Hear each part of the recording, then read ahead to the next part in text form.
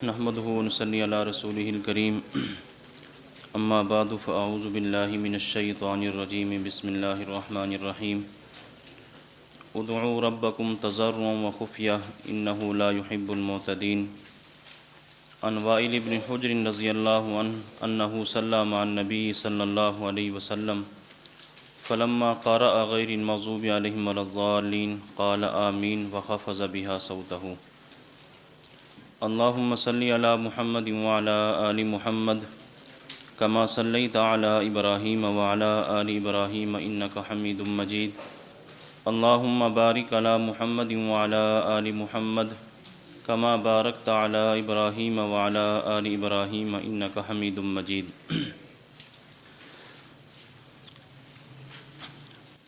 ہم نے اس نشست میں جو مسئلہ پڑھنا ہے وہ ہے مسئلہ آمین بالسر۔ مسئلہ آمین بالسر کے حوالے سے کل میں نے آپ حضرات کی خدمت میں یہ بات عرض کی تھی کہ اس سبق میں ہم نے 6 باتیں پڑھنی ہیں۔ نمبر 1 فریقین کا موقف اور اس کی وضاحت، نمبر 2 اہل سنت والجماعت احناف کے دلائل اور ان پر ہونے والے اعتراضات کے جوابات، نمبر 3 غیر مقلدین کے دلائل اور ان کے جوابات، نمبر 4 آمین بالسر کی وجوہ ترجیح، نمبر 5 غیر مقلدین کے مسئلہ آمین میں جھوٹ، اور نمبر 6 غیر مقلدین سے مسئلہ آمین پر چند سوالات۔ تو یہ 6 باتیں ہم نے اس سبق کے اندر پڑھنی اور سمجھنی ہیں۔ ان میں سب سے جو پہلی بات ہے فریقین کا موقف اور اس کی وضاحت۔ اس کا تذکرہ کل کے سبق میں ہو چکا تھا کہ ہمارا اہل سنت والجماعت کا جو موقف ہے وہ بالکل واضح ہے کہ کوئی بھی نماز ہو، خواہ جہری ہو خواہ سری ہو، خواہ نمازی اکیلا ہو، امام ہو، مقتدی ہو، ہر حال میں آمین آہستہ آواز سے کہے گا۔ جبکہ غیر مقلدین کا جو دعویٰ ہے ان کے دعوے کے 3 حصے ہیں۔ پہلا حصہ یہ ہے کہ جب وہ اکیلے نماز پڑھتے ہیں تو آمین آہستہ آواز سے کہتے ہیں، خواہ وہ جہری نماز ہو خواہ سری نماز ہو، تو اکیلا نمازی ہر حال میں آمین آہستہ آواز سے کہتا ہے۔ ان کے دعوے کا دوسرا حصہ یہ ہے کہ فرض نماز جب باجماعت ادا کی جائے تو امام اور مقتدی 6 رکعتوں میں آمین اونچی آواز سے کہیں گے اور 11 رکعات میں آمین آہستہ آواز سے کہیں گے۔ یہ دوسرا ان کے دعوے کا حصہ ہے۔ تیسرا حصہ یہ ہے کہ نماز میں جتنے بھی اذکار ہیں، جتنی بھی دعائیں ہیں وہ آہستہ آواز سے ہوں گی اور آمین یہ اونچی آواز سے ہوگی۔ یہ ان کے دعوے کے 3 حصے ہیں۔ تو ان میں سے جو دوسرا حصہ ہے اس پر تو غیر مقلدین گفتگو بھی کرتے ہیں، تحریر بھی کرتے ہیں، بیان کرتے ہیں، لیکن جو پہلا حصہ ہے اس پر بھی بات نہیں کرتے، جو تیسرا حصہ ہے اس پر بھی بات نہیں کرتے۔ جب اکیلا نمازی ہو تو آمین ہر حال میں آہستہ آواز سے کہے گا، اس پر دلیل پوچھیں تو ان کے پاس دلیل نہیں ہے۔ نماز میں جتنے بھی اذکار ہیں، جتنی بھی دعائیں ہیں وہ آہستہ آواز سے ہوں گی، آمین اونچی آواز سے ہوگی، باقی آہستہ کیوں ہوں گے، اس کے اوپر بھی وہ بات نہیں کرتے۔ جب بھی بات کرتے ہیں تو صرف اس پر بات کرتے ہیں کہ نماز جب جماعت کے ساتھ ادا کی جائے گی تو امام بھی اونچی آواز سے آمین کہے گا، مقتدی بھی آمین اونچی آواز سے کہیں گے۔ تو کل بھی میں نے آپ حضرات کی خدمت میں یہ بات عرض کی تھی کہ ان سے مکمل دعوے پر آپ ان سے بات کریں، تو ان سے کہیں کہ آپ کے دعوے کے 3 حصے ہیں تو ان تینوں حصوں پر بات ہوگی، تینوں حصوں پر آپ نے دلائل پیش کرنے ہیں۔ یہ نہیں ہے کہ دوسرے حصے پر دلیل پیش کریں، پہلے حصے پر، پھر دوسرے حصے پر، پھر تیسرے حصے پر۔ اور جو ان سے مطالبات تھے وہ بھی میں نے آپ کی خدمت میں عرض کیے تھے کہ یہ جو کہتے ہیں کہ اکیلا نمازی آمین آہستہ آواز سے کہے گا، تو ہمارا مطالبہ یہ ہے کہ اکیلے نمازی کی تخصیص یہ قرآن کریم کی آیت سے دکھائیں یا ذخیرہ احادیث میں سے کوئی ایک حدیث پیش کریں جس کے اندر یہ وضاحت اور صراحت ہو کہ اکیلا نمازی آمین آہستہ آواز سے کہے گا۔ جو ان کا دوسرا حصہ ہے کہ 6 رکعات میں آمین اونچی آواز سے اور 11 رکعات میں آمین آہستہ آواز سے، اس کے اوپر بھی ہم نے ان سے 5 مطالبات کرنے ہیں۔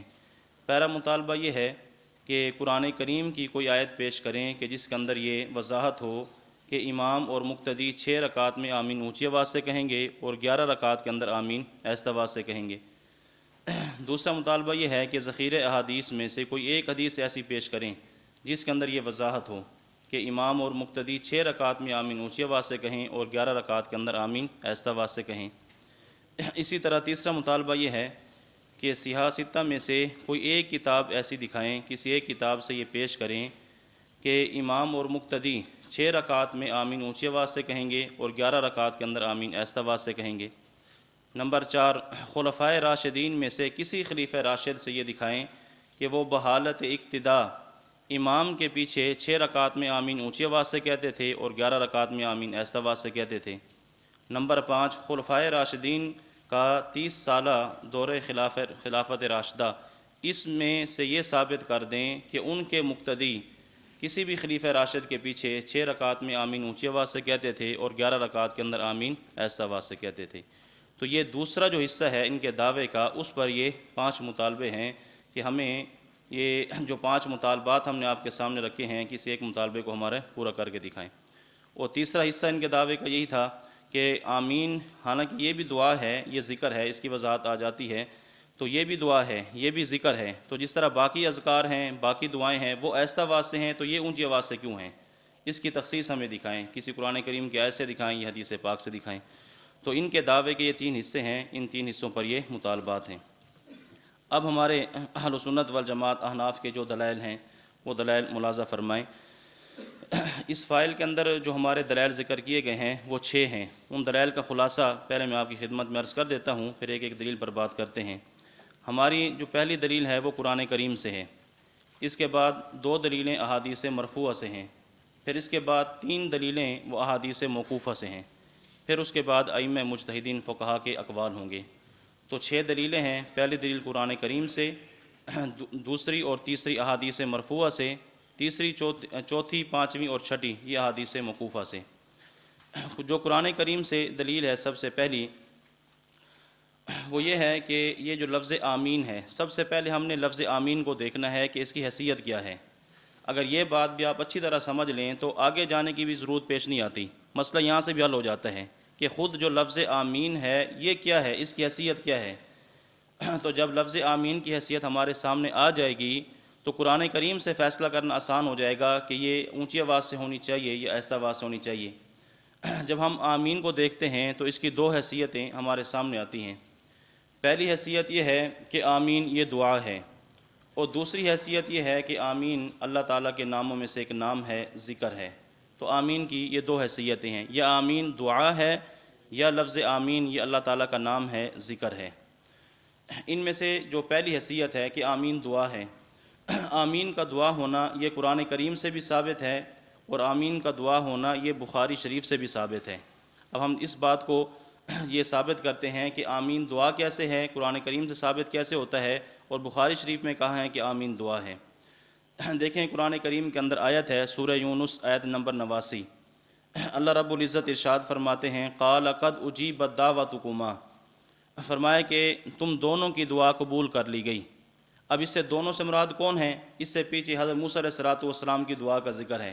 حضرت موسیٰ علیہ السلام نے فرعون کے خلاف بد دعا کی، تو اس دعا پر حضرت ہارون علیہ السلام حضرت موسیٰ علیہ السلام کے ساتھ آمین کہتے رہے۔ تفسیر در منصور کے اندر اسی جگہ پر یہ روایت موجود ہے، کان موسیٰ علیہ السلام اذا دعا امن ہارون علیہ السلام علی دعائہ یقول آمین، کہ موسیٰ علیہ السلام دعا کرتے تھے اور ہارون علیہ السلام ان کی دعا پر آمین کہتے تھے۔ اب دیکھیں موسیٰ علیہ السلام دعا کر رہے ہیں اور ہارون علیہ السلام ان کی دعا پر آمین کہہ رہے ہیں۔ اللہ رب العزت نے جب قبولیت دعا کی بات فرمائی ہے تو وہاں یہ فرمایا کہ تم دونوں کی دعا قبول کر لی گئی، حالانکہ دعا کرنے والے تو کون تھے؟ صرف موسیٰ علیہ السلام تھے۔ ہارون علیہ السلام دعا نہیں کر رہے تھے بلکہ موسیٰ علیہ السلام کی دعا پر آمین کہہ رہے تھے، لیکن اللہ رب العزت نے یہ فرمایا کہ تم دونوں کی دعا قبول کر لی گئی۔ تو اس سے معلوم ہوا کہ اللہ رب العزت نے موسیٰ علیہ السلام کی دعا کو بھی دعا فرمایا، اور حضرت ہارون علیہ السلام کی جو آمین تھی اس کو بھی اللہ تعالیٰ نے دعا فرمایا ہے۔ تو دیکھیں اس سے یہ بات ثابت ہو جاتی ہے کہ آمین کیا یہ دعا ہے۔ تو قرآن کریم سے آمین کا دعا ہونا یہ ثابت ہے۔ باقی اس سے یہ ثابت نہیں ہوتا کہ وہ آمین اونچی آواز سے تھی یا آمین آہستہ آواز سے ہوتی تھی۔ ہمارا اس وقت جو اس سے استدلال ہے وہ صرف آمین کے دعا ہونے پر ہے، اور وہ اس سے ثابت ہو جاتا ہے۔ باقی اس میں یہ نہیں ہے کہ آمین اونچی تھی یا آہستہ سی، کوئی کہے کہ موسیٰ علیہ السلام اونچی آواز سے دعا کر رہے تھے، ہارون علیہ السلام اونچی آواز سے آمین کہہ رہے تھے، اس سے ہمارا یہ مستدل نہیں ہے۔ ہمارا اس سے صرف استدلال یہ ہے کہ اللہ رب العزت نے دونوں کی دعا کو دعا فرمایا، موسیٰ علیہ السلام کی دعا کو بھی دعا فرمایا اور ہارون علیہ السلام کی آمین کو بھی دعا فرمایا۔ تو جب آمین کا دعا ہونا یہ قرآن کریم سے ثابت ہے۔ اچھا، اسی طرح بخاری شریف سے امام بخاری نے جہاں یہ مسئلہ بیان کیا ہے، مسئلہ آمین، صفحہ نمبر 107 پر، تو وہاں باب قائم کیا۔ باب قائم کرنے کے بعد حضرت امام عطا رحمہ اللہ کا قول پیش کیا، فرمایا قال عطا آمین دعا، کہ امام عطا فرماتے ہیں کہ آمین دعا ہے۔ اب دیکھیں، آمین کا دعا ہونا یہ قرآن کریم سے بھی ثابت ہے اور آمین کا دعا ہونا یہ بخاری شریف سے بھی ثابت ہے۔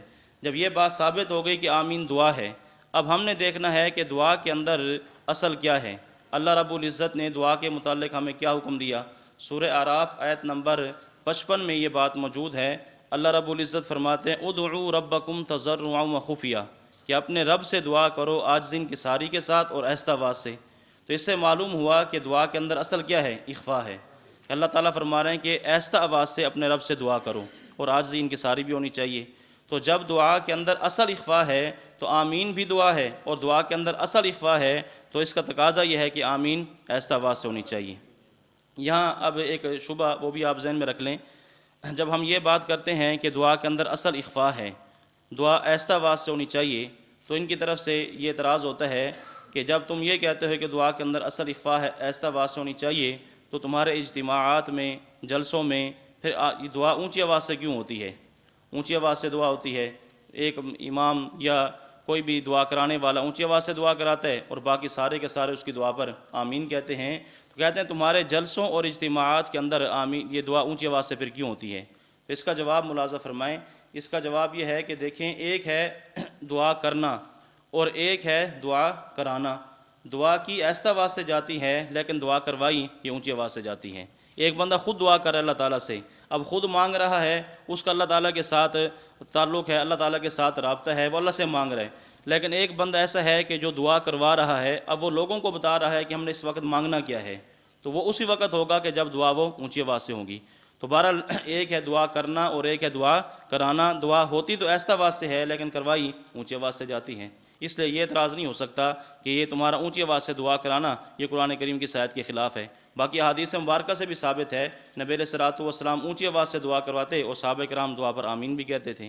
بہرحال پہلی حیثیت آمین کی یہ آئی کہ آمین دعا ہے، تو جب آمین دعا ہے تو قرآن کریم کے اس فیصلے کے مطابق آمین یہ آہستہ آواز سے ہونی چاہیے۔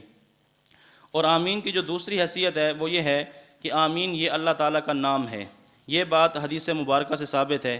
ابو ہریرہ رضی اللہ تعالیٰ عنہ، حضرت مجاہد، حضرت حکیم بن جعفر، حضرت ہلال بن یصاف، یہ سارے کے سارے حضرات فرماتے ہیں آمین اسم من اسماء اللہ تعالیٰ، کہ آمین اللہ تعالیٰ کے ناموں میں سے ایک نام ہے۔ تو جب یہ اللہ تعالیٰ کا نام ہے، اللہ تعالیٰ کا ذکر ہے، اور بہت سارے حضرات نے یہ وضاحت بھی کی ہے آمین کے متعلق، لِأَنَّهُ ذِكْرٌ مَسْنُون، کہ یہ ذکر مسنون ہے۔ یہ جس طرح نماز کے باقی اذکار ہیں تو آمین یہ بھی باقی اذکار کی طرح ایک ذکر ہے۔ تو جب آمین یہ ذکر ہے، اللہ تعالیٰ کا نام ہے، اب اس کو کیسے لینا چاہیے، اللہ رب العزت کا ذکر کیسے کرنا چاہیے، تو یہ بات بھی قرآن کریم کے اندر موجود ہے۔ سورہ اعراف آیت نمبر 205 پر اللہ تعالیٰ فرماتے ہیں وَاذْكُرْ رَبَّكَ فِي نَفْسِكَ تَضَرُّعًا وَخِيفَةً، کہ اپنے رب کو یاد کیجئے عاجزی انکساری کے ساتھ اور آہستہ آواز سے۔ اب دیکھیں، اس سے معلوم ہوتا ہے کہ ذکر کے اندر بھی اصل کیا ہے، ذکر میں بھی اصل اخفا ہے۔ تو جب آمین ذکر ہے اور ذکر میں بھی اصل اخفا ہے تو اس کا تقاضا بھی ہے کہ آمین کیا ہونی چاہیے، آہستہ آواز سے ہونی چاہیے۔ تو دیکھیں، آمین کے بارے میں یہ دونوں حیثیتیں کتب کے اندر موجود ہیں کہ آمین یا تو اللہ تعالیٰ کے ناموں میں سے ایک نام ہے یا پھر یہ دعا ہے۔ دعا والی حیثیت کو دیکھیں، اس کا تقاضا بھی ہے کہ آہستہ آواز سے ہونی چاہیے، اور اگر ذکر والی حیثیت کو دیکھیں تو اس کا تقاضا بھی ہے کہ یہ آہستہ آواز سے ہونی چاہیے۔ باقی یہاں بھی شبہ ہوتا ہے کہ جب ذکر کے اندر اصل اخفا ہے تو تم ذکر اونچی آواز سے کیوں کرتے ہو؟ ہمارے مرکز میں ذکر اونچی آواز سے ہوتا ہے، ذکر بالجہر ہے، تو پھر ذکر تو آہستہ آواز سے ہونا چاہیے۔ تو یہ بات بھی آپ ذہن میں رکھیں کہ ایک ہے ذکر اور ایک ہے تعلیم ذکر۔ ذکر یہ آہستہ آواز سے ہوتا ہے اور تعلیم ذکر یہ اونچی آواز سے ہوتی ہے۔ ذکر تو آہستہ ہے، اور حضرت استاد دامت برکاتہم العالیہ کی طرف سے اپنے مریدین متعلقین کو یہ ہدایت ہوتی ہے کہ ذکر کی تسبیحات کریں، تنہائی کے اندر بیٹھ کر کریں، اونچی آواز سے کریں، آہستہ آواز سے کریں، جیسے آدمی کا دل کرے۔ تنہائی کے اندر تو ذکر بالجہر بھی ہو سکتا ہے، ذکر بالسر بھی ہو سکتا ہے۔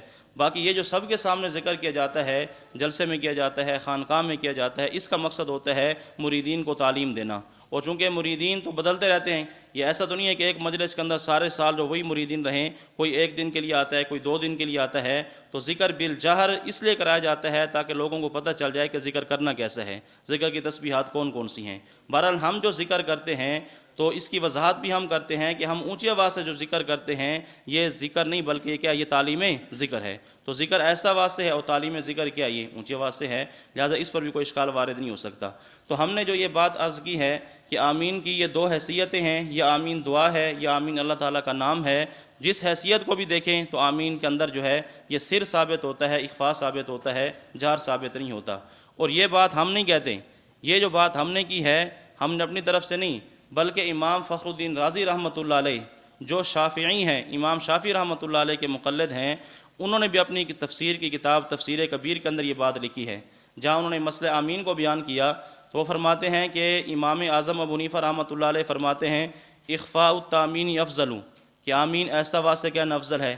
وقال الشافعی اعلانہ افضل، امام شافعی فرماتے ہیں کہ آمین اونچی آواز سے کہنا افضل ہے۔ یہ تو انہوں نے مسئلہ بیان کر دیا، موقف بیان کر دیا۔ آگے انہوں نے امام ابو حنیفہ رحمۃ اللہ علیہ کا استدلال پیش کیا ہے کہ امام ابو حنیفہ رحمۃ اللہ علیہ جو یہ فرماتے ہیں کہ آمین ایسا آواز سے ہونی چاہیے، امام صاحب کا استدلال کیا ہے۔ انہوں نے امام صاحب کا استدلال بھی پیش کیا اور ساتھ امام صاحب کے استدلال کے متعلق فرمایا کہ میں بھی یہی بات کہتا ہوں، یعنی امام صاحب کے استدلال کو انہوں نے قبول کیا ہے، باوجود شافعی ہونے کے انہوں نے یہ کہا کہ امام ابو حنیفہ رحمۃ اللہ علیہ کا جو یہ موقف ہے، نظریہ، یہ دلیل سے ثابت ہے، لہٰذا آمین ایسا آواز ہونی چاہیے۔ انہوں نے کیا لکھا، فرماتے ہیں واحتج ابو حنیفہ رحمہ اللہ علی صحت قولہ قال فی قول آمین وجہان، فرماتے ہیں کہ امام ابو حنیفہ رحمۃ اللہ علیہ فرماتے ہیں کہ آمین کے بارے میں کہ 2 حیثیتیں ہیں، اس کی 2 وجہ ہیں۔ احدہما انہ دعاء، پہلی حیثیت یہ ہے کہ آمین دعا ہے، والثانی انہ من اسماء اللہ تعالی، اور دوسری وجہ یہ ہے کہ آمین اللہ تعالیٰ کے ناموں میں سے ایک نام ہے۔ پھر فرمایا فإن کان دعاء وجب اخفاؤہ، اگر آمین دعا ہے تو اس کو ایسا کہنا واجب ہونا چاہیے، لقولہ تعالی ادعوا ربکم تضرعا خفیہ، اللہ تعالیٰ کے فرمان ادعوا ربکم تضرعا خفیہ کی وجہ سے کہتے ہیں اس کو واجب ہونا چاہیے، ایسا کہنا واجب ہونا چاہیے۔ وإن کان اسم من اسماء اللہ تعالی، اگر یہ اللہ تعالیٰ کے ناموں میں سے ایک نام ہے، وجب اخفاؤہ، تب بھی اس کو ایسا کہنا واجب ہونا چاہیے، لقولہ تعالی واذکر ربک فی نفسک تضرعا خیفہ کی وجہ سے، کہ اللہ تعالیٰ فرماتے ہیں واذکر ربک فی نفسک تضرعا وخیفہ۔ دیکھیں اب انہوں نے یہ بات لکھی کہ آمین دعا ہے تو آیت کا تقاضا یہ ہے کہ اس کو ایسا کہنا واجب ہو، اگر یہ ذکر ہے اللہ تعالیٰ کا نام ہے تب بھی آیت کا تقاضا یہ ہے کہ اس کو ایسا کہنا واجب ہو۔ فرماتے ہیں فإن لم يثبت الوجوب، اگر اس سے وجوب ثابت نہ بھی ہو، فلا اقل من الندبیۃ، تو کم از کم یہ ہے کہ اس سے استحباب ثابت ہوتا ہے۔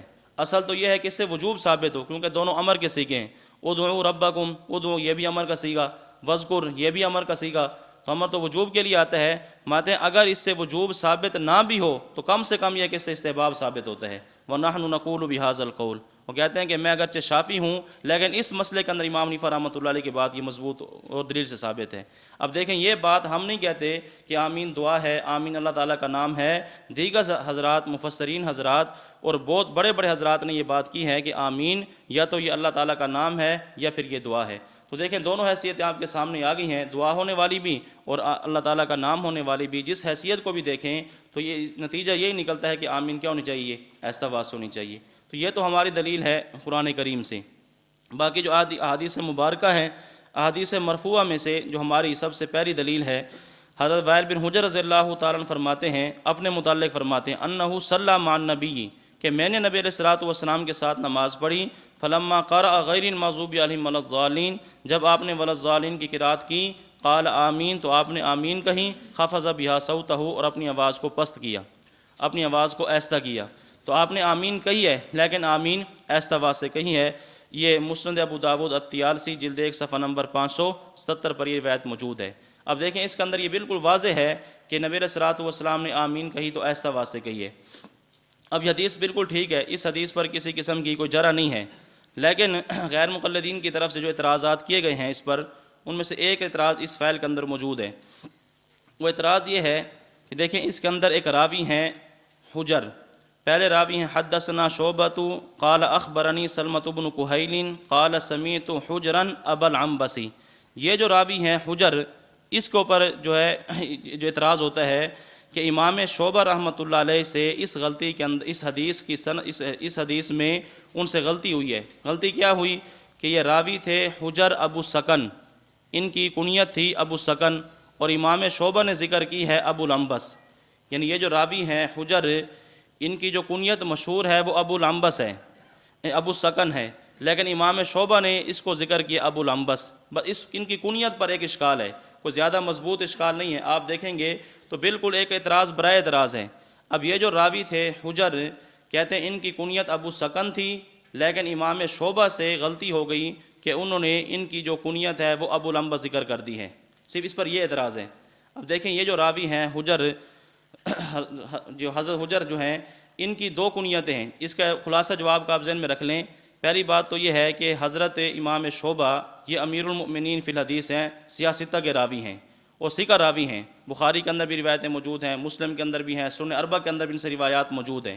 تو جب یہ امام شعبہ ثقہ راوی ہیں اور ثقہ راوی کے بارے میں یہ اصول ہے کہ ثقہ کی زیادتی قابل قبول ہوتی ہے، یعنی ثقہ راوی اگر کوئی ایسا اضافہ کر دے کہ جو باقی محدث نہیں کرتے، لیکن ایک ثقہ محدث نے اضافہ کر دیا تو ثقہ کے راوی کی جو زیادتی ہوگی وہ قابل قبول ہوتی ہے۔ اور یہ ضابطہ جو ہے صحیح بخاری کے اندر موجود ہے کہ ثقہ کی زیادتی قبول ہے۔ اس کی آسان مثال دیکھیں ثقہ کی زیادتی، ایک تو یہاں یہ آ گئی کہ باقی حضرات نے ان کی کنیت ذکر کی ہے ابو سکن، اور امام شعبہ نے ان کی کنیت ذکر کی ہے ابو العنبس۔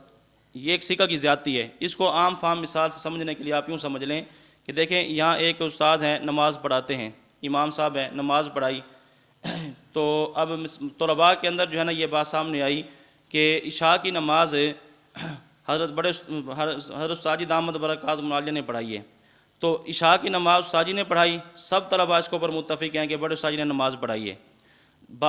ایک طالب علم یہ کہتا ہے کہ نماز بھی استاد جی نے پڑھائی ہے، وہ پہلی رکعت کے اندر سورہ ضحیٰ پڑھی ہے اور دوسری کے اندر سورہ الم نشرح پڑھی ہے۔ اب دیکھیں اس پر تو سب کا اتفاق تھا کہ نماز کس نے پڑھائی ہے، استاد جی نے پڑھائی ہے۔ اب یہ ہے کہ صورتیں کون سی پڑھی ہیں، باقی صورتیں نہیں بتا رہے۔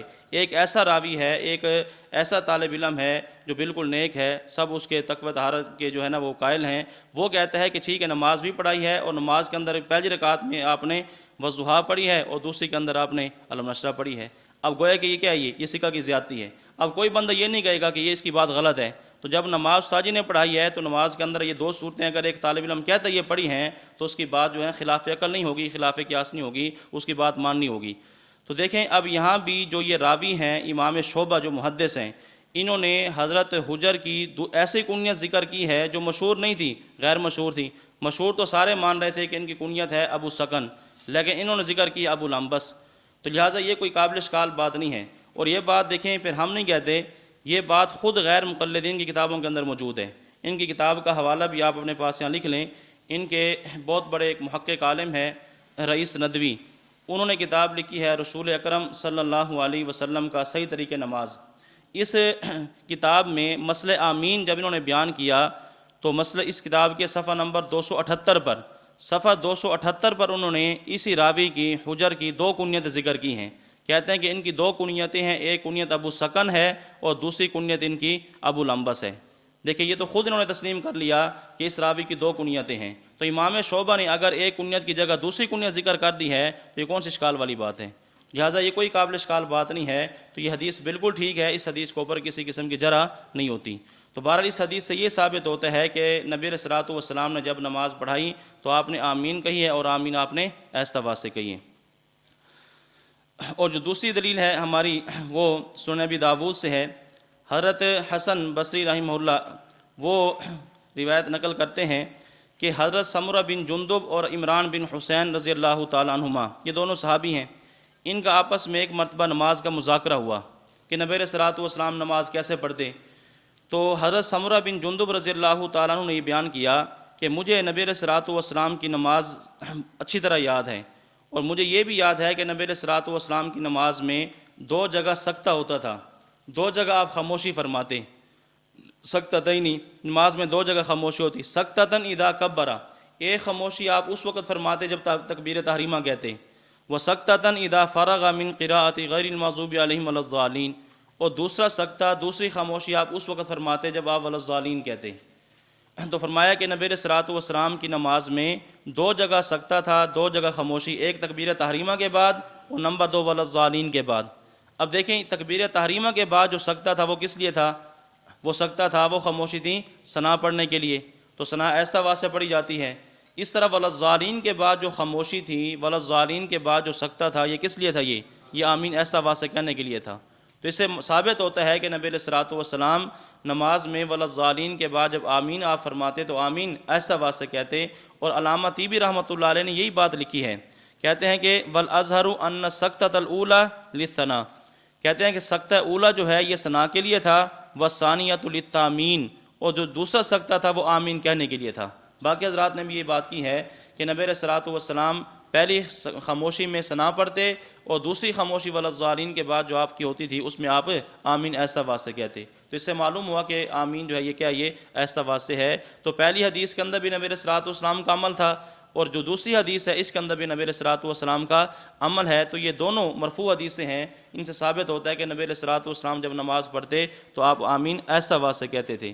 بعض حضرات یہ بھی یہاں اشکال کرتے ہیں کہ یہ جو آپ کی خاموشی تھی یہ سانس لینے کے لیے تھی۔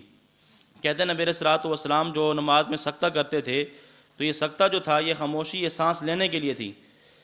دیکھیں اگر یہ خاموشی سانس لینے کے لیے تھی تو پھر سکتہ 2 سکتے نہ ہوتے، پھر تو کئی سارے سکتے ہوتے، کیونکہ سکتہ تو پھر سانس تو یہ تو نہیں ہے کہ آدمی پہلی تکبیر کے بعد سانس لے اس کے بعد پھر وللضالین کے بعد جا کر سانس لے، بلکہ حدیث پاک میں آتا ہے نبی علیہ الصلوۃ والسلام ہر آیت پر وقف کرتے تھے، الحمدللہ رب العالمین وقف کرتے، الرحمن الرحیم وقف کرتے۔ تو جب وقف ہوتا ہے تو سانس بھی بندہ لے لیتا ہے۔ اگر یہ بات تسلیم کر لی جائے کہ یہ جو خاموشی تھی سانس لینے کے لیے تھی، سانس کو درست کرنے کے لیے تھی، تو پھر 2 سکتوں کا ذکر نہ ہوتا، پھر تو کئی سارے سکتوں کا ذکر ہوتا۔ تو اس لیے یہ بات درست نہیں ہے کہ نبی علیہ السلام کی خاموشی یہ سانس لینے کے لیے تھی۔ اچھا دوسرا اشکال یہاں یہ بھی کرتے ہیں کہ آپ نے وللضالین کے بعد جو خاموشی فرمائی ہے یہ اگلی سورت شروع کرنے سے پہلے بسم اللہ الرحمن الرحیم جو پڑھنی ہوتی ہے اس سے پہلے، چونکہ آپ علیہ السلام بسم اللہ پڑھتے تھے سورت سے پہلے، اس لیے آپ نے کیا ہے خاموشی اختیار فرمائی ہے۔ یعنی یہ خاموشی وہ کہتے ہیں کہ آمین کے لیے نہیں تھی، بلکہ یہ خاموشی کس لیے تھی؟ بسم اللہ الرحمن الرحیم پڑھنے کے لیے۔ لیکن اگر یہ بات تسلیم کر لی جائے کہ نبی علیہ السلام کی دوسری خاموشی بسم اللہ پڑھنے کے لیے تھی، تو پھر یہاں یہ نہ ہوتا کہ وللضالین کے بعد آپ خاموشی فرماتے، پھر یہ ہوتا کہ آمین کے بعد آپ خاموشی فرماتے، کہ آمین اونچی آواز سے کہتے۔ حدیث کے اندر یوں الفاظ ہوتے کہ نبی علیہ السلام وللضالین فرماتے، پھر آمین اونچی آواز سے فرماتے، اس کے بعد آپ خاموشی فرماتے۔ یہاں تو وللضالین کے بعد ہی خاموشی ہے، تو جب وللضالین کے بعد خاموشی ہے تو یہ بسم اللہ کے لیے ہوگی، آمین کے لیے ہوگی؟ یقینی بات ہے کہ یہ آمین کے لیے ہوگی، اور جب خاموشی آ گئی ہے تو اس میں آمین بھی آہستہ ہے، اور اس کے اندر اگر بسم اللہ پڑھنی ہے تو وہ بھی کیا ہے، وہ بھی پڑھی جا سکتی ہے۔ تو یہ کہنا کہ یہ بسم اللہ الرحمن الرحیم پڑھنے کے لیے خاموشی تھی، یہ بات بھی درست نہیں ہے۔ بہرحال اس سے یہ ثابت ہوتا ہے کہ نبی علیہ الصلوۃ والسلام جیسے نماز میں ثنا ایسا واسطے پڑھتے تھے، اس طرح آمین بھی آپ کیا کرتے، ایسا واسطے کہتے تھے۔ تو یہ 2 مرفوع حدیثیں ہیں جن سے ثابت ہوا کہ آمین ایسا واسطے ہونی چاہیے۔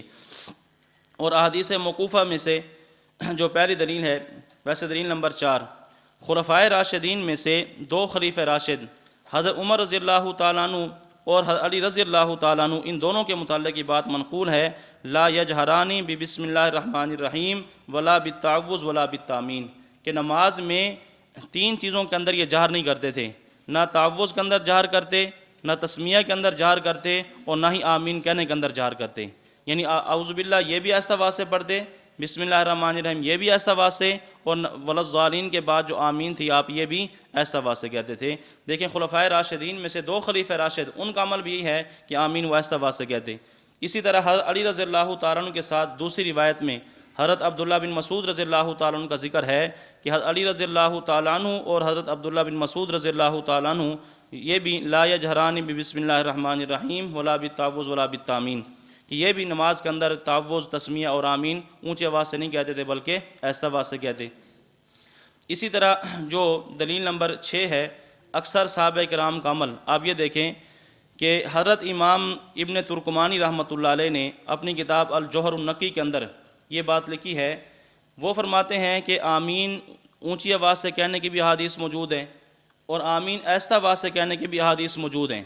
کہتے ہیں دونوں طرح کی احادیث موجود ہیں، اونچی آواز سے آمین کہنے کی بھی حدیثیں موجود ہیں، ایسا آواز سے کہنے کی حدیثیں بھی موجود ہیں، لیکن وہ فرماتے ہیں کہ میرے نزدیک پسندیدہ عمل یہ ہے کہ آمین جو ہے ایسا آواز ہونی چاہیے۔ کہتے ہیں کہ ہر ایک پر علماء کی جماعت نے عمل کیا ہے، بعض کہتے ہیں کہ اونچی آواز ہونی چاہیے، بعض کہتے ہیں کہ ایسا آواز ہونی چاہیے۔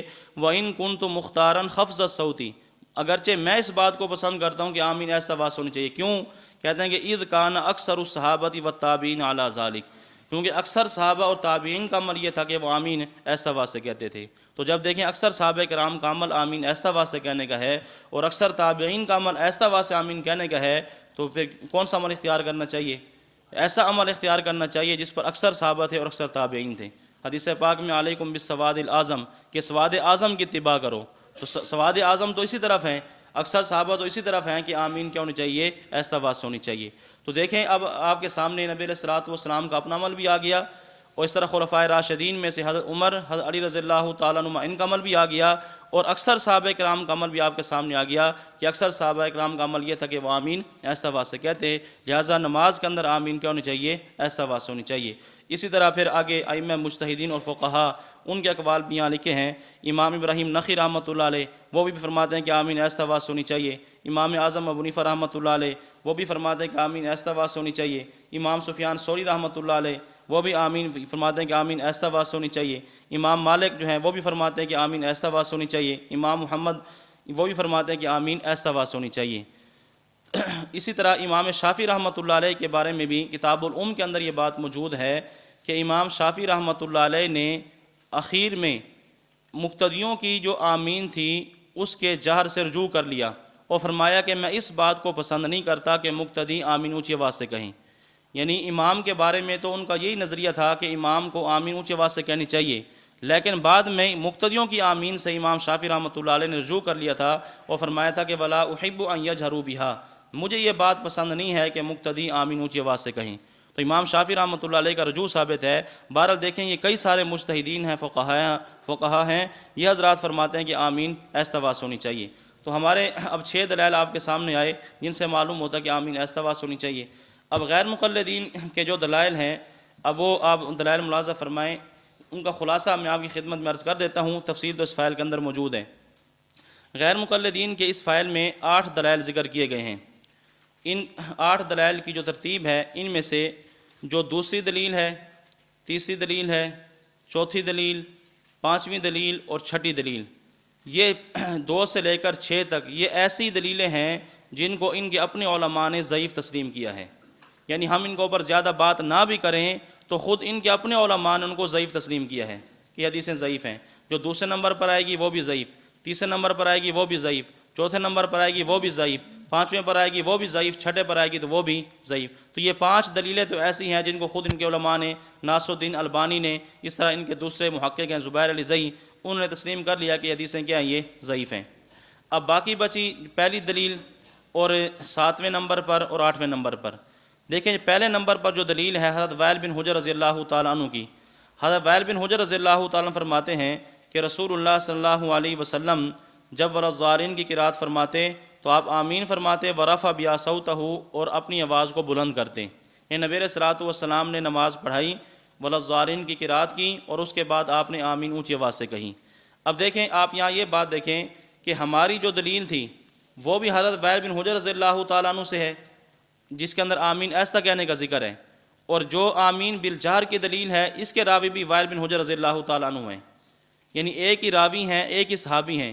ایک روایت کے اندر یہ ہے وہ فرماتے ہیں کہ نبی علیہ السلام نے آمین ایسا آواز سے کہی، اور دوسری روایت کے اندر وہ فرماتے ہیں کہ آمین اونچی آواز سے کہی۔ اب صحابی ایک ہے، راوی ایک ہے، ان سے یہ 2 باتیں منقول ہیں۔ اب فیصلہ کیسے ہوگا؟ بعد والا کوئی بندہ فیصلہ کرتا تو پھر بھی کہہ سکتے تھے کہ اس کا فیصلہ ٹھیک نہیں ہے، یہ فیصلہ اس نے ٹھیک نہیں کیا۔ تو یہ جو صحابی ہیں خود وائل بن حجر رضی اللہ تعالیٰ عنہ، جو آمین بالسر کی روایت بھی کر رہے ہیں اور آمین بالجہر کی روایت بھی کر رہے ہیں، یہ خود فرما رہے ہیں، انہوں نے خود فیصلہ فرما دیا۔ جب جو فیصلہ یہ فرما سکتے ہیں فیصلہ بعد والا بندہ تو نہیں کر سکتا۔ تو وائل بن حجر رضی اللہ تعالیٰ نے خود فرمایا کہ نبی علیہ الصلوۃ والسلام نے جو آمین اونچی آواز سے کہی تھی، ما اراہ الا یعلمنا، یہ ہمیں تعلیم دینے کے لیے کہی تھی۔ اب دیکھیں نبی علیہ السلام نے جو آمین اونچی آواز سے کہی کس لیے کہی ہے؟ وہ تعلیم دینے کے لیے کہی ہے۔ تو دیکھیں اب وائل بن حجر رضی اللہ تعالیٰ عنہ کی وہ حدیث جس کے اندر یہ بات موجود ہے کہ نبی علیہ السلام نے آمین ایسا آواز سے کہی، اس سے معلوم ہوتا ہے کہ نبی علیہ الصلوۃ والسلام کا یہ دائمی عمل تھا، اور نبی علیہ الصلوۃ والسلام نے اونچی آواز سے جو آمین کہی ہے یہ کس لیے تھی؟ یہ تعلیماً تھی، یعنی لوگوں کو بتلانے کے لیے کہ اس موقع پر آمین کہی جاتی ہے۔ اور بہت ساری ایسے مواقع ہیں بہت سارے کہ جس کے اندر نبی علیہ الصلوۃ والسلام تعلیماً ایسا کام کر لیتے تھے۔ صحیح بخاری کے اندر حدیث موجود ہے صفحہ نمبر 101 پر کہ نبی علیہ الصلوۃ والسلام ظہر کی نماز میں یا عصر کی نماز میں کوئی آیت اونچی آواز سے پڑھ دیتے تھے۔ حالانکہ آپ سمجھتے ہیں کہ ظہر کی نماز میں، عصر کی نماز میں قرات کیا ہوتی ہے؟ ایسا آواز سے ہوتی ہے، لیکن نبی علیہ الصلوۃ والسلام کوئی ایک آیت اونچی آواز سے پڑھ دیتے تاکہ مقتدیوں کو پتہ چل جائے، کوئی نیا بندہ اگر پیچھے نماز کے اندر آیا ہے اس کو پتہ چل جائے کہ ظہر کی نماز میں بھی کیا ہوتی ہے؟ قرات ہوتی ہے۔ تو نبی علیہ الصلوۃ والسلام کا جو یہ عمل تھا ظہر کی نماز میں یا عصر کی نماز میں کوئی آیت اونچی آواز سے پڑھتے تھے، مقصد کیا تھا اس کا؟ لوگوں کو تعلیم دینا۔ تو وائل بن حجر رضی اللہ تعالیٰ نے فیصلہ فرما دیا کہ نبی علیہ الصلوۃ والسلام نے جو اونچی آواز سے آمین کہی تھی یہ ہمیں تعلیم دینے کے لیے تھی۔ تو دیکھو جب صحابی نے فیصلہ فرما دیا ہے، اب آمین بالجہر کی جتنی بھی روایات ہوں گی ہم کس پر محمول کر لیں گے؟ ان کو ہم تعلیم پر محمول کر لیں گے۔ تو دونوں حدیث میں تطبیق ہو جائے گی کہ اونچی آواز سے کہنے کی حدیث بھی ہیں، ایسا آواز سے کہنے کی حدیث بھی ہیں، لیکن جو اونچی آواز سے کہنے کی حدیث ہیں وہ صحیح بھی ہوں تو کس پر محمول ہوں گی؟ وہ تعلیم پر محمول ہوں گی۔ اور تعلیم کو مستقل عمل نہیں بنایا جا سکتا۔ نبی علیہ السلام کا جو دائمی عمل تھا وہ آمین بالسر کا تھا۔ یہ تعلیم جو تھا یہ وقتی تھا، نبی علیہ الصلوۃ والسلام نے ایک وقت کے لیے جو ہے اونچی آواز سے آمین کہی ہے تاکہ لوگوں کو پتہ چل جائے۔ ویسے آپ کا دائمی معمول کیا تھا؟ وہ آمین ایسا آواز سے کہنے کا تھا۔ تو اس کا جواب تو یہ ہے کہ جو پہلی دلیل یہاں موجود ہے آپ اس کو تعلیم پر محمول کریں گے تو اس کا جواب بالکل آسان ہو جائے گا۔ اور دوسرا دیکھیں اس کے بعد جو دوسری، تیسری، چوتھی، پانچویں اور چھٹی دلیلیں ہیں ان کے اوپر جو حوالہ جات وہاں موجود ہیں۔ اس کے ساتھ ساتھ اس کے اوپر آپ یہ بات بھی ذہن میں رکھ لیں کہ یہ جو پہلی حدیث ان کی آئی ہے حضرت وائل بن حجر رضی اللہ تعالیٰ عنہ سے کہ نبی علیہ السلام نے آمین اونچی آواز سے کہی، دیکھیں اس کے ایک راوی ہیں سفیان ثوری، حدثنا محمد بن کثیر اخبرنا سفیان عن سلمۃ، حضرت سلمہ سے نقل کرنے والے ہیں حضرت سفیان سے مراد حضرت سفیان ثوری رحمۃ اللہ علیہ۔ اچھا یہی روایت ہے حضرت سلمہ سے نقل کرنے والے جو ہماری دلیل گزری ہے احادیث مرفوعہ میں پہلی دلیل، اس کے اندر حضرت سلمہ کے بعد ہیں حضرت شعبہ۔ تو اسی روایت کو امام شعبہ نے بھی نقل کیا ہے، امام سفیان ثوری نے بھی اس کو نقل کیا ہے۔ تو امام شعبہ فرماتے ہیں کہ نبی اسلام کی آمین ایسا آواز سے تھی، امام سفیان ثوری والی روایت کے اندر ہے کہ آمین اونچی آواز سے تھی۔ تو جب ہم دونوں ان محدثین کو دیکھتے ہیں، امام سفیان ثوری کو اور امام شعبہ کو، تو امام شعبہ کی روایت جو ہے اس کو کئی وجہ ترجیح حاصل ہے، وہ راجح ہے، اور امام سفیان ثوری کی جو روایت ہے یہ مرجوح ہے۔ کیسے؟ دیکھیں کہ امام سفیان ثوری جو ہیں جب ان کا تقابل کرتے ہیں، ہم دونوں روایتوں کا جب تقابل کرتے ہیں تو امام سفیان ثوری رحمۃ اللہ علیہ یہ مدلس ہیں، یہ تدلیس کیا کرتے تھے، اپنے شیخ کا نام چھپا لیا کرتے تھے، ٹھیک ہے، شیخ کے شیخ کا نام چھپا لیتے، تدلیس کیا کرتے تھے، جبکہ امام شعبہ تدلیس کو ناجائز سمجھتے ہیں، ان کے نزدیک یہ تدلیس جو ہے جائز ہی نہیں ہے۔ تو دیکھیں ایک راوی ایسا ہے جو تدلیس کرتا ہے اور ایک راوی ایسا ہے جو تدلیس کا قائل ہی نہیں ہے، تو اس کی روایت معتبر ہوگی جو تدلیس کا قائل ہی نہیں ہے۔ اور دوسری بات دیکھیں امام سفیان ثوری سے روایت ہے کہ نبی علیہ السلام نے آمین اونچی آواز سے کہی، لیکن امام سفیان ثوری رحمۃ اللہ علیہ کا جو اپنا عمل تھا وہ آمین ایسا آواز سے کہنے کا تھا۔ دیکھیں ایک راوی ہے روایت تو لے کر آ رہا ہے اونچی آواز سے کہنے کی، لیکن اپنا عمل کیا ہے ان کا؟ وہ ایسا آواز سے کہنے کا ہے۔ اور یہ اصول حدیث کا قاعدہ ہے کہ جب راوی کا اپنا عمل اپنی بیان کردہ روایت کے خلاف آ جائے تو اس کے عمل کو لیا جائے گا، روایت کو چھوڑ دیا جائے گا۔ تو امام سفیان ثوری رحمۃ اللہ علیہ روایت تو نقل کرے آمین بالجہر کی، لیکن ان کا اپنا عمل کس کا ہے؟ آمین بالسر کا ہے۔ تو جب راوی کا اپنا عمل اپنی بیان کردہ روایت کے خلاف آ جائے تو اس بات کی دلیل ہے کہ وہ روایت ضعیف ہے، یا وہ روایت متروک ہے، یا وہ روایت منسوخ ہے، یا وہ روایت مؤول ہے۔ تو اس کی مختلف جواب ہو سکتے ہیں، تو اس کی تعویل بھی ہو سکتی ہے۔ تعویل ہم نے آپ کے سامنے پیش کر دی ہے کہ نبی علیہ السلام کا عمل کس پر معمول تھا؟ یہ تعلیم پر معمول تھا۔ تو دیکھیں اب دیکھا جائے تو امام شعبہ کی جو روایت آمین بالسر والی وہ راجح ہے امام سفیان ثوری رحمۃ اللہ علیہ والی روایت سے۔ اور تیسرا یہ بھی ہے کہ جب تعلیم پر معمول کر لیں گے تو دونوں حدیث میں تطبیق بھی ہو جائے گی، کسی ایک حدیث کو چھوڑنا نہیں پڑے گا۔ آمین بالجہر والی روایت کو آپ تعلیم پر معمول کر لیں تو اس کا جواب یہی ہو جائے گا، اور آمین بالسر والی جو روایت ہے وہ اپنی جگہ پر موجود ہوگی کہ نبی علیہ السلام کا اپنا جو دائمی عمل تھا وہ آمین ایسا آواز سے کہنے کا تھا۔ اور چوتھی وجہ ترجیح یہ ہے کہ دیگر احادیث صحیحہ سے بھی اس کی تائید ہوتی ہے کہ آمین ایسا تھی، جیسا آپ کے سامنے 2 حدیثیں مرفوع آئی ہیں، پھر 2 حدیثیں موقوف آئی ہیں۔ اکثر صحابہ کرام کا عمل آیا کہ نبی علیہ السلام کا عمل، صحابہ کرام کا عمل، خلفائے راشدین کا عمل ایسا آواز سے کہنے کا تھا، تو امام شعبہ کی روایت جو ہے اس کی تائید دیگر احادیث صحیحہ سے بھی ہوتی ہے۔ اور پانچویں بات یہ ہے کہ عند التعارض اگر دیکھ لیا جائے کہ دونوں حدیثوں میں تعارض ہے، پہلی روایت سے معلوم ہوتا ہے کہ آمین آہستہ ہے، دوسری روایت سے معلوم ہوتا ہے کہ آمین اونچی آواز سے ہے، تو اندہ تعارض جو ہے صحابہ کرام کا عمل یہ معتبر ہوتا ہے۔ اب ہم نے یہ دیکھنا ہے کہ بعد میں صحابہ کرام کا عمل کیا تھا۔ حدیث میں تو تعارض آ گیا کہ نبی علیہ السلام نے آمین اونچی آواز سے کہیں یا نبی علیہ السلام نے آمین آہستہ آواز سے کہیں، دونوں حدیثیں ہیں۔ اب ہم تعارض کے وقت کیا کریں گے؟ تو تعارض کو دور کرنے کا طریقہ یہ ہوتا ہے کہ بعد میں صحابہ کرام کے عمل کو دیکھ لیا جائے۔ تو جب ہم نے صحابہ کرام کے عمل کو دیکھا، خلفائے راشدین کے عمل کو دیکھا، اور اکثر صحابہ کرام کا عمل سامنے یہ آیا کہ وہ آمین آہستہ آواز سے کہتے تھے، تو تعارض کے وقت جو ہے صحابہ کرام کے عمل کو دیکھا جاتا ہے، اور صحابہ کرام کا عمل کس کا ہے؟ آمین آہستہ آواز سے کہنے کا ہے۔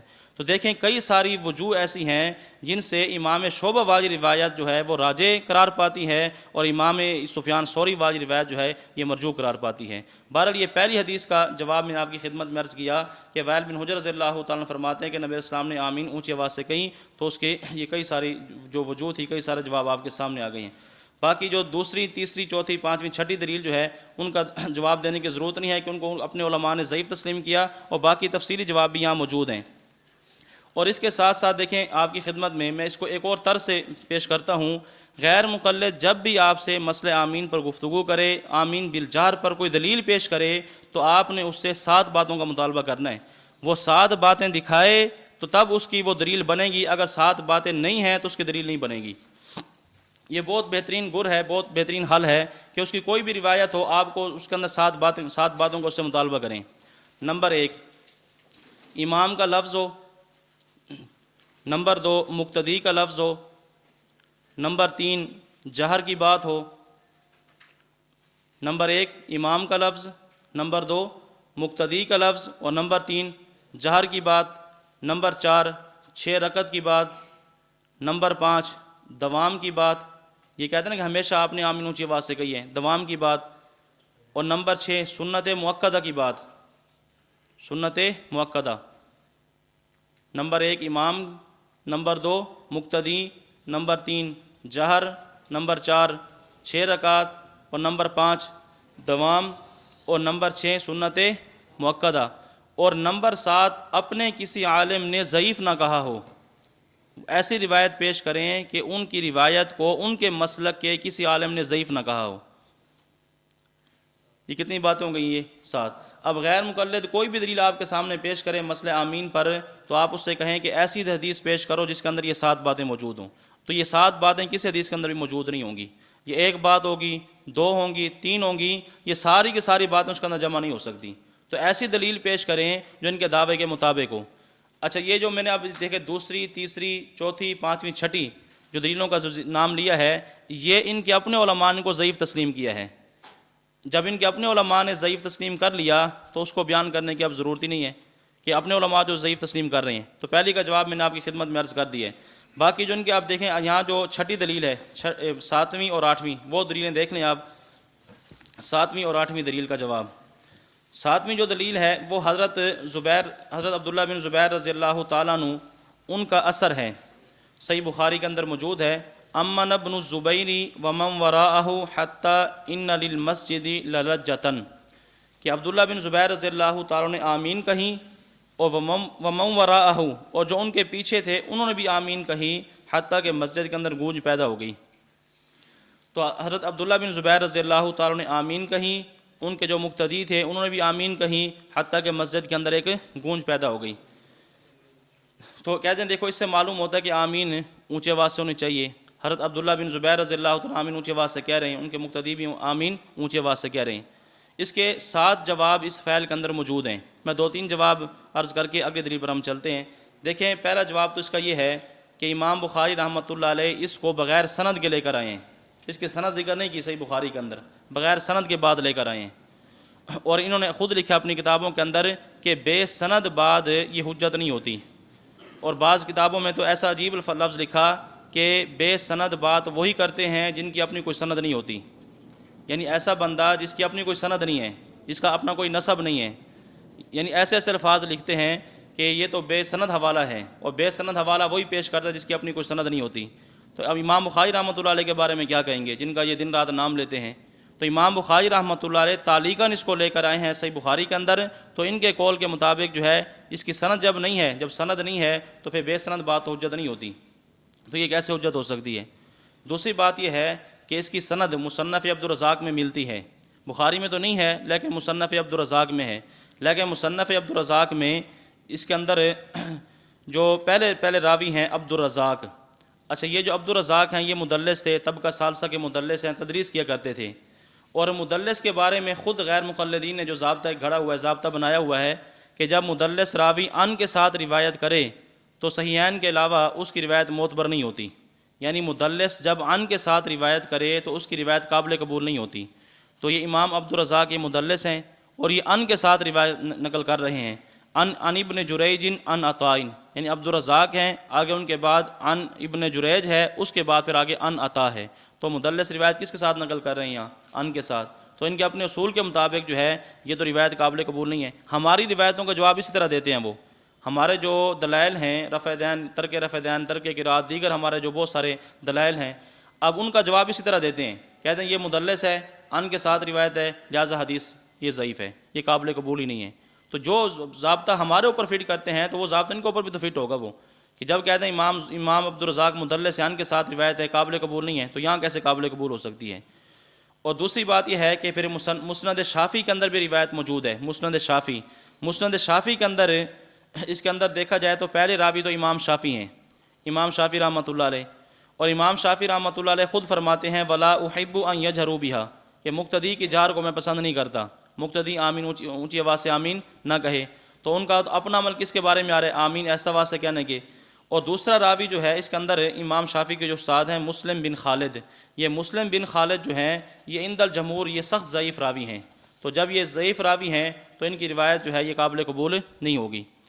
اور اسی وجہ سے زبیر علی زئی نے جو کتاب لکھی ہے مسئلہ آمین پر القول المتین، اس کے اندر یہ بات لکھی کہ مسلم بن خالد جو ہے عند الجمہور ضعیف تھے، تو جس روایت کے اندر ضعیف راوی آ جائے اور جو جمہور کے نزدیک ضعیف ہو تو وہ روایت قابل استدلال نہیں ہوتی۔ تو یہ روایت بھی عبداللہ بن زبیر رضی اللہ تعالیٰ عنہ کا جو اثر ہے بخاری کے اندر تو بغیر سند کے ہے، اور جہاں سند کے ساتھ ہے اس کے اندر راوی کیا ہیں وہ ضعیف ہیں، تو اس لیے یہ جو اثر ہے یہ قابل قبول نہیں ہے۔ اور تیسرا جواب اس کا یہ ہے کہ دیکھیں غیر مقلدین سب سے پہلے تو قرآن کا نام لیتے ہیں، اس کے بعد پھر احادیث کا نام لیتے ہیں، اور احادیث کا ہم سے جب مطالبہ کرتے ہیں تو کہتے ہیں کہ احادیث مرفوعہ پیش کرو، یا قرآن کی آیت پیش کرو یا حدیث مرفوعہ پیش کرو، اور یہاں خود کیا کر رہے ہیں؟ نہ قرآن ان کے پاس ہے، نہ ان کے پاس حدیث مرفوعہ ہیں، عبداللہ بن زبیر رضی اللہ تعالیٰ جو صحابی ہیں جو امتی ہیں ان کا قول پیش کر رہے ہیں، اور جو اقوال صحابہ ہیں، افعال صحابہ ہیں، اعمال صحابہ، ان کے بارے میں غیر مقلدین کے کئی ساری کتب کے اندر یہ بات موجود ہے کہ قول صحابی حجت نہیں ہے، عمل صحابی حجت نہیں ہے، کردار صحابی حجت نہیں ہے، کہتے ہیں چھوٹا ہو یا بڑا ہو نبی کے علاوہ کسی کی بات حجت نہیں ہے۔ تو جب یہ خود کہتے ہیں کہ نبی کے علاوہ امتی کی بات حجت نہیں ہے تو عبداللہ بن زبیر رضی اللہ تعالیٰ کے پھر عمل سے خود استدلال کیسے کر رہے ہیں؟ یہ تو پھر کیا ہو جائے گی؟ عبداللہ بن زبیر رضی اللہ تعالیٰ کی تقلید شخصی ہو گئی، اور تقلید شخصی کو تو کیا کہتے ہیں پھر یہ شرک کہتے ہیں۔ تو ہم کہتے ہیں کہ اب قرآن کو چھوڑ کر حدیث کو چھوڑ کر تم عبداللہ بن زبیر کی جو تقلید شخصی کر رہے ہو، آیا یہ جائز ہے یا شرک ہے؟ اگر تم نے ان کی بات ماننی ہے عبداللہ بن زبیر رضی اللہ تعالیٰ عنہ کی، پھر پوری بات مانیں۔ یہ جب نماز پڑھتے تھے عبداللہ بن زبیر رضی اللہ تعالیٰ عنہ ہاتھ چھوڑ کر نماز پڑھتے تھے، یہ تو ہاتھ باندھنے کے قائل نہیں ہیں، تو پھر تم بھی آج کے بعد ہاتھ چھوڑ کر نماز پڑھا کرو۔ اسی طرح یہ نماز عیدین کے اندر یہ اذان کے بھی قائل تھے اور اقامت کے بھی قائل تھے، عید کی نماز میں اذان کے بھی قائل ہیں، امام اس کے اقامت کے بھی قائل ہیں۔ پھر غیر مقلدین کو بھی چاہیے کہ آج کے بعد ہاتھ چھوڑ کر نماز پڑھیں اور نماز عید کے اندر اذان بھی دیں اور اس کے اندر اقامت بھی کہیں، بات مانیں پھر پوری مانیں۔ یہ تو نہیں ہے کہ جہاں سے یہ بات میری لے لی اور جو خلاف بات نظر آئی وہ چھوڑ دیں۔ یہ بات معارف السنن کے اندر یہ بات موجود ہے کہ عبداللہ بن زبیر رضی اللہ عنہ ہاتھ چھوڑ کر نماز پڑھتے اور نماز عید کے اندر اذان و اقامت کے یہ قائل تھے۔ تو اس لیے ہم کہتے ہیں کہ عبداللہ بن زبیر رضی اللہ تعالیٰ کا اثر جو ہے یہ ان کی دلیل نہیں بن سکتا۔ اور اس کے ساتھ ایک جواب یہ بھی ذہن میں رکھیں جو علامہ انور شاہ کشمیری رحمۃ اللہ نے اس کا جواب دیا ہے، وہ جواب یہ ہے کہ دیکھیں یہاں یہ صراحت نہیں ہے کہ یہ آمین نماز والی تھی، یہاں تو اتنی بات ہے کہ عبداللہ بن زبیر نے آمین کہی، لوگوں نے بھی آمین کہی، صرف اتنی بات ہے، نماز کی بات نہیں ہے۔ تو اس لیے علامہ انور شاہ کشمیری رحمۃ اللہ علیہ فرماتے ہیں کہ یہ جو آمین ہے اس کے بارے میں احتمال ہے، اس کے بارے میں یہ بھی احتمال ہے کہ یہ نماز والی تھی ولضالین کے جو بعد ہوتی ہے، اور یہ بھی احتمال ہے کہ یہ قنوت نازلہ کے اندر جو آمین کہی جاتی ہے وہ بھی ہے، ہو سکتی ہے، کیونکہ عبداللہ بن زبیر رضی اللہ تعالیٰ عنہ اور جو دوسرے اس وقت خلیفہ جو تھے عبد الملک، یہ ایک ان کا آپس میں اختلاف چل رہا تھا، ایک دوسرے کے خلاف یہ قنوت نازلہ پڑھتے، اس کے اندر ایک دوسرے کے خلاف بد دعا کرتے۔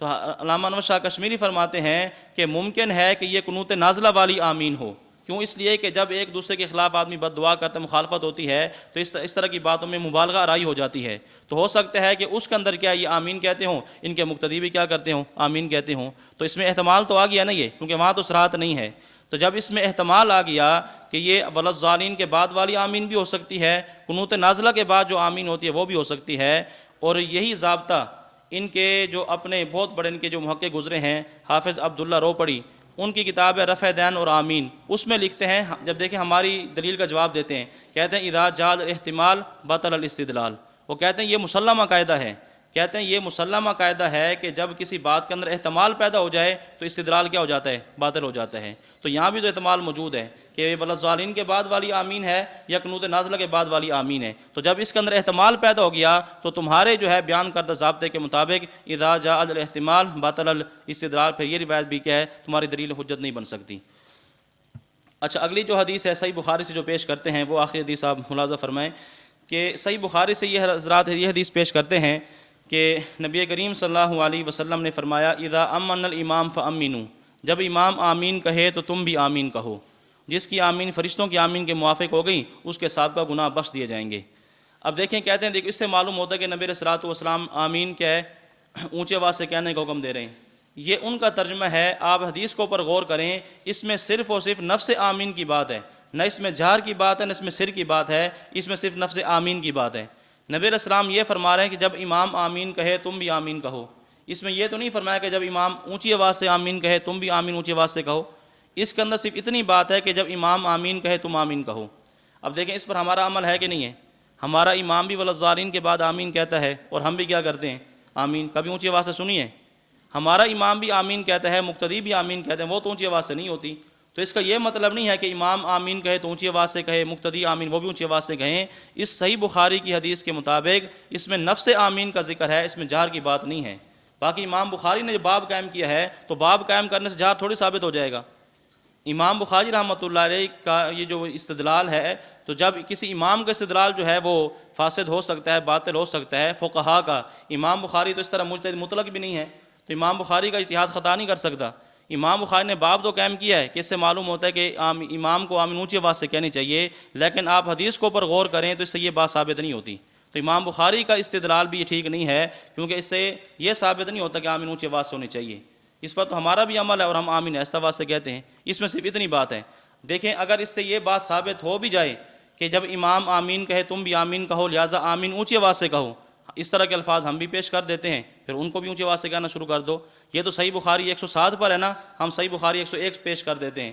صحیح بخاری جلد صفحہ 1 پر ہے، صفحہ نمبر 101 پر آپ نے فرمایا اذا قال الامام سمع اللہ لمن حمدہ فقولوا ربنا لک الحمد، کہ جب امام سمع اللہ لمن حمدہ کہے تم ربنا لک الحمد کہو۔ اب ربنا لک الحمد کہو کا مطلب کیا ہے؟ اونچی آواز سے کہو۔ دیکھیں الفاظ یہاں بھی وہی ہیں، وہاں بھی الفاظ وہی ہیں کہ جب امام آمین کہے تم آمین کہو۔ اب اس سے اگر جار ثابت ہوتا ہے تو پھر اس سے بھی جار ثابت ہوگا کہ جب امام سمیع اللہ لمن حمدہ کہے تم ربنا لک الحمد کہو، کہو کا مطلب اونچی آواز سے کہو۔ اسی طرح سنن نسائی کے اندر حدیث موجود ہے، آپ نے فرمایا قولوا التحیات للہ والصلوات، التحیات للہ والصلوات والطیبات کہو، قولوا اللہم صلی علی محمد، اللہم صلی علی محمد کہو۔ یہ امر کے صیغے ہیں، تو جس طرح یہاں امر کا صیغہ ہے آپ نے حکم دیا ہے، تو اس طرح وہاں بھی حکم دیا ہے۔ اگر یہاں جار ثابت ہوتا ہے تو آج کے بعد پھر ربنا لک الحمد یہ بھی اونچی آواز سے کہو، التحیات یہ بھی اونچی آواز سے کہو، اللہم صلی علی محمد یہ بھی کیا پھر اونچی آواز سے کہو۔ تو جب وہاں جار ثابت نہیں ہوتا تو یہاں جار کیسے ثابت ہوتا ہے؟ تو صرف اس کے اندر نفس آمین کی بات ہے، اس کے اندر آمین جار کی بات نہیں ہے۔ اور آگے کیا ہے؟ کان رسول اللہ صلی اللہ علیہ وسلم یقول آمین، رسول اللہ صلی اللہ علیہ وسلم آمین کہتے تھے۔ اب دیکھیں اس میں کیا ہے؟ آمین کہتے تھے، جار کی بات ہے، اس میں جار کی بات نہیں، آمین کہتے تھے۔ تو آمین کہنے کے اندر تو کوئی اختلاف ہی نہیں ہے، آمین کو تو ہم بھی کہہ لیں، اختلاف تو اس میں ہے کہ جہرن کہنی ہے سرن کہنی ہے۔ تو نبی علیہ السلام کے بارے میں یہ بات ہے کہ آپ آمین آپ کہا کرتے تھے۔ اب غیر مقلدین نے دیکھیں جو اس مسئلے کے اندر جھوٹ بولا ہے، ٹائم ہمارا پورا ہو چکا ہے، تو دو تین باتیں آپ ذہن میں رکھ لیں۔ ایک تو یہ ہے کہ جو تیسری بات میں نے آپ کی چوتھی بات آپ کی خدمت میں عرض کی تھی کہ چوتھی بات یہ ہوگی کہ مسئلہ آمین کی وجوہ ترجیح میں دیکھیں نمبر 1 آمین بالسر جو ہے اوفق بالقرآن ہے، قرآن کریم کے زیادہ موافق ہے، دعا ہو تب بھی اور اگر یہ ذکر ہو اللہ تعالیٰ کا نام ہو تب بھی، اب وہ بات آپ کے سامنے ہو چکی ہے۔ تو آمین بالسر جو ہے یہ اوفق بالقرآن ہے، قرآن کریم کے کیا یہ زیادہ موافق ہے، دعا لیں تب بھی ذکر لیں تب بھی۔ نمبر 2 جہر والی احادیث کو اگر تعلیم پر محمول کر لیا جائے تو دونوں احادیث میں کیا ہو جاتی ہے، تطبیق ہو جاتی ہے۔ اور نمبر 3 علیکم بسنتی و سنت الخلفاء الراشدین المہدیین، اس کو حدیث کو سامنے رکھا جائے تو 2 خلیفہ راشد حضرت عمر اور علی رضی اللہ تعالی عنہما، یہ دونوں خلیفہ راشد یہ آمین ایسا آواز سے کہتے تھے، اونچی آواز سے نہیں کہتے تھے، تو ان کے عمل کو دیکھا جائے یہ بھی وجہ ترجیح موجود ہے۔ اور نمبر 4 اکثر صحابہ کرام کا عمل کیا تھا، وہ آمین ایسا آواز سے کہنے کا تھا، تو یہ بھی آمین بالسر کی وجہ ترجیح ہے کہ آمین کیا ہونی چاہیے، ایسا آواز سے ہونی چاہیے۔ اور 5ویں وجہ ترجیح یہ ہے کہ کوئی بھی امام ایسا نہیں گزرا جس نے آمین بالسر سے آمین بالجہر کی طرف رجوع کیا ہو۔ ہاں ایسا ہوا ہے کہ آمین بالجہر کا جو قائل امام تھا اس نے آمین بالسر کی طرف رجوع کیا ہے، جیسے امام شافعی کی بات آپ کے سامنے آئی ہے کہ امام شافعی نے مقتدیوں کی آمین بالجہر سے رجوع کر لیا تھا، اور آپ یہ فرماتے تھے کہ آمین کیا ہونی چاہیے، ایسا آواز سے ہونی چاہیے۔ تو یہ 5 وجوہ ترجیح ہیں آمین بالسر کی۔ اور غیر مقلدین نے اس مسئلے کے اندر جو جھوٹ بولا ہے، آپ وہ ملاحظہ فرمائیں کتنے جھوٹ سے کام لیتے ہیں یہ۔ ان کے عالم ہیں بدیع الدین راشدی، بہت بڑے ان کے محقق اور مناظر گزرے ہیں، تو مقالت راشدی جلد 2 صفحہ نمبر 74 پر انہوں نے یہ بات لکھی کہ آپ صلی اللہ علیہ وسلم جہری نماز میں ہمیشہ بلند آواز سے آمین کہتے تھے، جہری نماز میں ہمیشہ بلند آواز سے آمین کہتے تھے، اور حوالہ دیا بخاری شریف کا۔ اب آپ دیکھیں بخاری شریف کے اندر کہاں یہ بات موجود ہے، پوری بخاری کو آپ دیکھ لیں، کسی بھی جگہ یہ بات موجود نہیں ہوگی کہ نبی اسلام ہمیشہ آمین اونچی آواز سے کہتے تھے، تو یہ بالکل واضح اور صریح جھوٹ ہے، بخاری کے اندر ایسی بات موجود نہیں ہے۔ نمبر 2 ان کے شیخ الحدیث ہیں محمد علی جانباز، ان کی کتاب ہے صراط المصطفیٰ، صفحہ 71 پر لکھا، اسی کا ترجمہ کیا کان رسول اللہ صلی اللہ علیہ وسلم یقول آمین۔ دیکھیں کوئی بھی ثانیہ کا طالب علم، اولیٰ کا طالب علم بھی ہوگا، وہ بھی اس کا ترجمہ یہ کرے گا کہ رسول اللہ صلی اللہ علیہ وسلم آمین کہتے تھے۔ انہوں نے ترجمہ کیا اپنی کتاب کے اندر، کہتے ہیں کہ رسول اللہ صلی اللہ علیہ وسلم آمین اونچی آواز سے کہتے تھے، اونچی آواز سے اپنی طرف سے اضافہ کر دیا ہے، تو نبی علیہ الصلوۃ والسلام پر یہ جھوٹ بولا ہے۔ بخاری کے اندر یہ بات موجود نہیں ہے کہ نبی علیہ السلام آمین اونچی آواز سے کہتے تھے، تو ان کے شیخ الحدیث کا حال یہ ہے کہ ترجمہ بھی غلط کر رہے ہیں۔ اور اسی طرح ان کے ایک دوسرے مناظر ہیں نور حسین گرجاکھی گجرانوالہ کے، ان کا رسالہ ہے آمین بالجہر، اس میں نے لکھا کہ صحیح بخاری کے اندر یہ بات موجود ہے کہ حضرت عبداللہ بن عمر رضی اللہ تعالیٰ عنہ خود بھی ہمیشہ آمین اونچی آواز سے کہا کرتے تھے، اور لوگوں سے بھی کہا کرتے تھے کہ آمین بلند آواز سے کہو۔ حالانکہ بخاری کے اندر یہ بات موجود نہیں ہے، بخاری کے جو الفاظ ہیں وہ میں آپ کی خدمت میں عرض کرتا ہوں، آپ اس سے دیکھیں سے یہ ثابت ہوتا ہے کہ خود بھی اونچی آواز سے کہتے، دوسرے لوگوں کو بھی یہ کہتے۔ الفاظ یہ ہیں، حضرت نافع فرماتے ہیں کان ابن عمر رضی اللہ عنہما لا یدعہ ویحزہم، اب لا یدعہ کہ آپ آمین چھوڑتے نہیں تھے، ویحزہم اور دوسروں کو بھی آپ کیا کرتے تھے، برانگیختہ کرتے تھے کہ آمین کہو۔ اب اس سے جہر ثابت ہوتا ہے کوئی؟ اس سے تو یہ ہے کہ آمین کی بات ہے بھی آمین کو چھوڑتے نہیں تھے، نہ آمین کو چھوڑنا چاہیے، ولا الضالین کے بعد آمین کہے تاکہ دعا قبول ہو جائے۔ اور ویحزہم دوسرے لوگوں کو بھی آپ برانگیختہ کرتے بھڑکاتے تھے کہ آمین نہ چھوڑیں، لیکن انہوں نے ترجمہ کیا اس کا کہ عبداللہ بن عمر خود بھی ہمیشہ بلند آواز سے آمین کہتے تھے، اور لوگوں سے بھی کہا کرتے تھے کہ آمین بلند آواز سے کہو۔ یہ بالکل واضح صریح جھوٹ ہے، صحیح بخاری سے یہ بات ثابت نہیں ہوتی۔ اور نمبر 4 ان کے بہت بڑے مولوی گزرے ہیں محمد یوسف جے پوری، ان کی کتاب ہے حقیقت الفقہ۔ جب کوئی غیر مقلد بنتا ہے نا، کوئی ہمارے بندے کو متاثر کرتے ہیں تو یہ کتابیں ان کو دکھاتے ہیں، حقیقت الفقہ وغیرہ، اور یہ جھوٹ کا پلندہ ہے۔ اس کے اندر آپ دیکھیں ہر مسئلے کا اس نے جھوٹ بولا ہے۔ ایک جگہ لکھتا ہے کہ ہدایہ میں جلد 1 صفحہ نمبر 365 پر کہتے ہیں آمین بالجہر کے اس بات میں بہت ساری حدیث ہیں، یعنی ہدایہ ہماری حنفیوں کی کتاب ہے، ہمارا عمل آمین بالسر کا ہے، کہتے ہیں ہدایہ کے اندر یہ بات موجود ہے کہ آمین بالجہر کی بہت ساری روایات ہیں۔ اور ایک اس سے بڑھ کر آگے جھوٹ لکھا کہ ہدایہ میں امام ابن حمام نے لکھا ہے کہ آمین بالسر کی ساری احادیث ضعیف ہیں۔ ہدایہ میں کس نے لکھا؟ امام ابن حمام نے، حالانکہ ہدایہ چھٹی صدی کی کتاب ہے، اور ابن حمام یہ گزرا ہے 9ویں صدی میں۔ اب 9ویں صدی کا بندہ وہ پیدا ہو کر 6 صدی کتاب میں لکھ کر آ گیا ہے، تو اس طرح کے جھوٹ انہوں نے اپنی کتابوں کے اندر لکھے ہیں، اور ان کے یہ لکھنے والے علماء ہیں، اور ایسے کتاب ہماری کتابوں پر اعتراض کرنے والے ایسے اپنی کتابوں کے اندر جھوٹ لکھے ہیں۔ تو یہ صرف مسئلہ آمین کے اندر ان کے جھوٹ ہیں، اس کے علاوہ بہت سارے ہر مسئلے کے اندر آپ کو ان کے جھوٹ ملیں گے۔ اور باقی مسئلہ آمین پر غیر مقلدین سے چند سوالات ہیں، وہ سوالات پھر آپ کو الگ مل جائیں گے، تقریباً 8-10 سوال ہیں، تو اس مسئلے پر آپ ان سے سوال بھی کریں، ٹھیک ہے؟ ساتھ ساتھ یعنی کہ دفاع کے ساتھ ساتھ ہم نے اقدام بھی کرنا ہے، تو ان سے اس مسئلے کے اوپر اعتراضات بھی کریں، ان سے سوال بھی کریں۔ تو یہ مسئلہ جو ہے مختصر میں نے آپ کی خدمت میں عرض کیا ہے، تفصیل فائل کے اندر موجود ہے، کوئی بات سمجھ نہ آئے، کوئی مزید بات پوچھنی ہو تو پھر بعد میں پوچھ سکتے ہیں۔ واخر دعوانا ان الحمد للہ رب العالمین۔